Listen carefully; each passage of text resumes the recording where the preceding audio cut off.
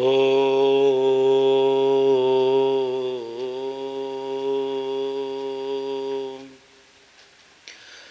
वेदपुरुषाय नमः। लक्ष्मीनाथसमारम्भां नाथयामुनमध्यमाम् अस्मदाचार्य पर्यन्तां वन्दे गुरुपरम्पराम्। ज्ञानानन्दमयं देवं निर्मलस्फटिकाकृतिम् आधारं सर्वविद्यानां हयग्रीवमुपास्महे। कृष्णाय वासुदेवाय हरे परमात्मने प्रणतक्लेशनाशाय गोविन्दाय नमो नमः। वाञ्छाकल्पतरुभ्यश्च कृपासिन्धुभ्यैव च पतितानां पावनेभ्यो वैष्णवेभ्यो नमो नमः।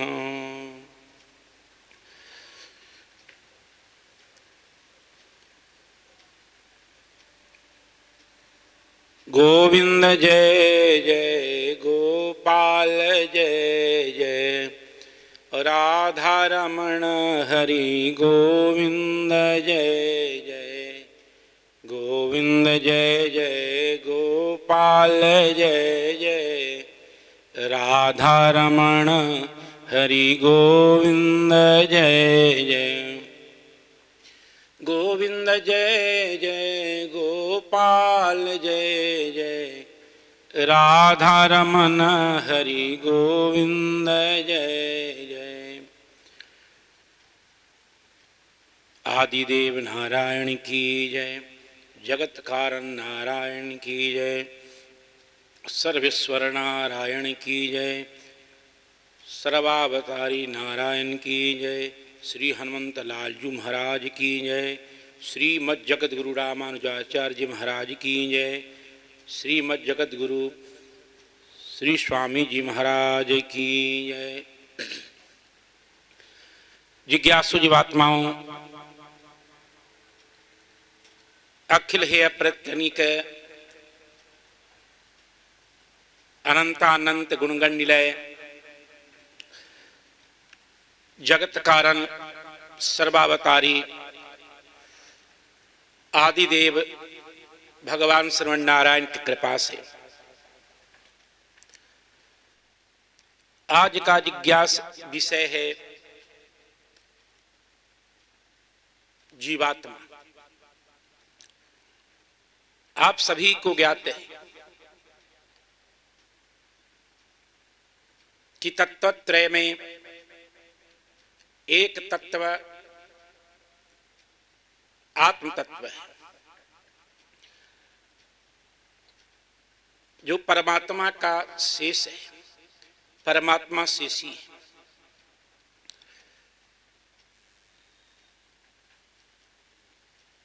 जीवात्मा और परमात्मा में नवविध संबंध बताए गए।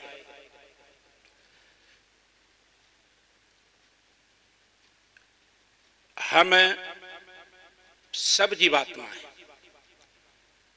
अब जिज्ञासा होती है कि हम सब जीवात्मा हैं, तो जीवात्मा का लक्षण क्या है? तो जीवात्मा के अनेक लक्षण हैं, जिसमें एक दो लक्षणों का मैं निरूपण करूंगा। अणुत्वे सती चेतनत्वम, इसका अर्थ है अणु परिमाणक होते हुए चेतन होना जीवात्मा का लक्षण है।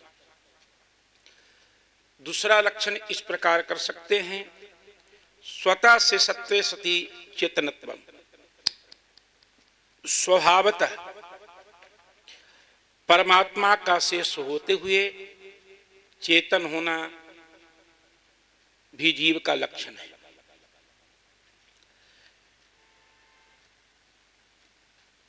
यह जीवात्मा परमात्मा का शरीर है, परमात्मा शरीरी है। इसलिए दार्शनिकों ने शरीर शरीरी भाव संबंध जीवात्मा और परमात्मा के मध्य में स्वीकार किया है।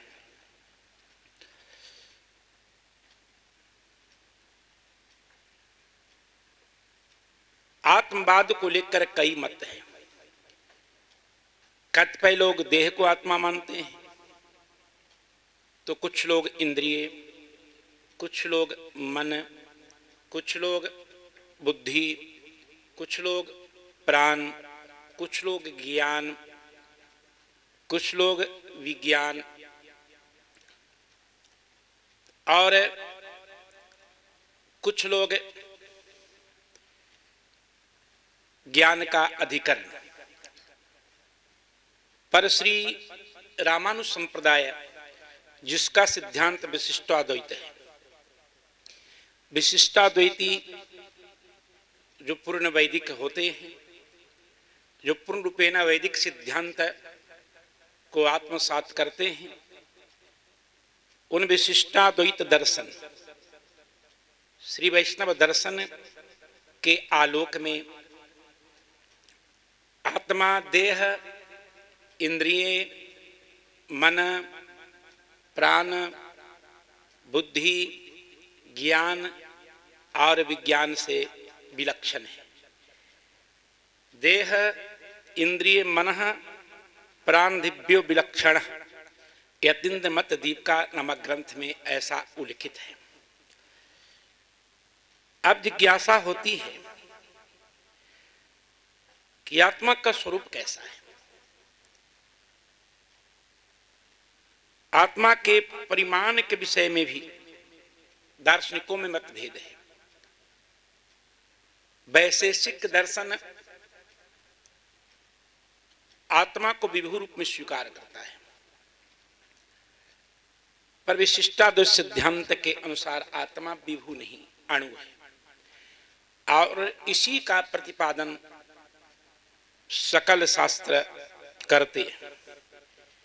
वेद कहता है एसो अनुरात्मा चेतसा वेदितव्यो यस्मिन् प्राणः पंचधा संविवेश।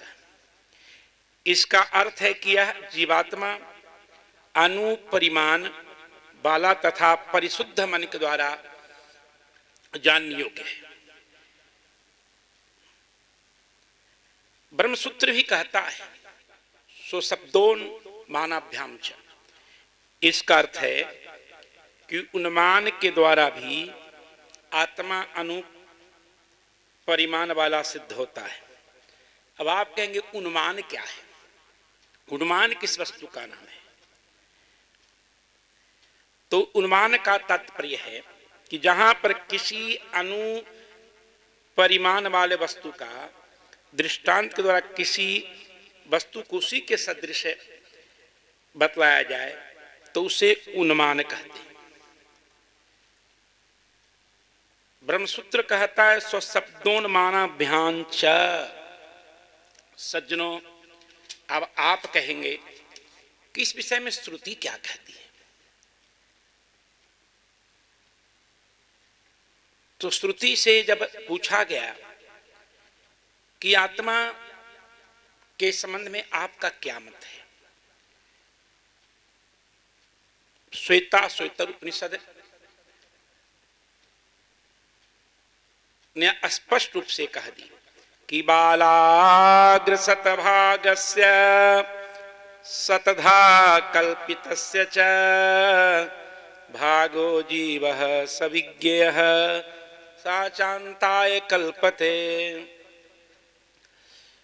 इसका अर्थ है बाल के अग्रभाग को 100 भाग में व्यक्त करना उसमें से एक भाग को ग्रहण करके पुनः उसको सत भाग में विभक्त कर दो, सत नाम 100, उससे सूक्ष्म भी आत्मा का परिमाण है, आत्मा का स्वरूप है। श्वेता सुतर उपनिषद आगे कह रही है, आराग्र मात्रो है बरोपि दृष्ट। इसका अर्थ है कि जीवात्मा का भी आरा के अग्रभाग के सदृश ही समाधि काल में साक्षात्कार होता है। आरा कहते हैं चमड़ा की सिलाई करने वाले सूक्ष्माति सूक्ष्म सुई को। उस सूक्ष्म सुई के अग्र भाग के सदृश समाधि काल में जीवात्मा का साक्षात्कार होता है। इसलिए जीवात्मा अणु परिमाणक माना गया है। सज्जनों, अब आप कहेंगे आत्मा को व्यूह मानने में क्या दोष है? देखिए, आत्मा को व्यूह मानने पर ब्रह्मसूत्रकार ने जो सूत्र दिया, उत्क्रांति गत्या गति नाम। आप कहें महाराज आत्मा के उत्क्रमण के संबंध में क्या कोई श्रुति प्रमाण है? आत्मा के गमन के संबंध में, उत्क्रमण यानी गमन के संबंध में कोई प्रमाण है? तो हां जी, प्रमाण है।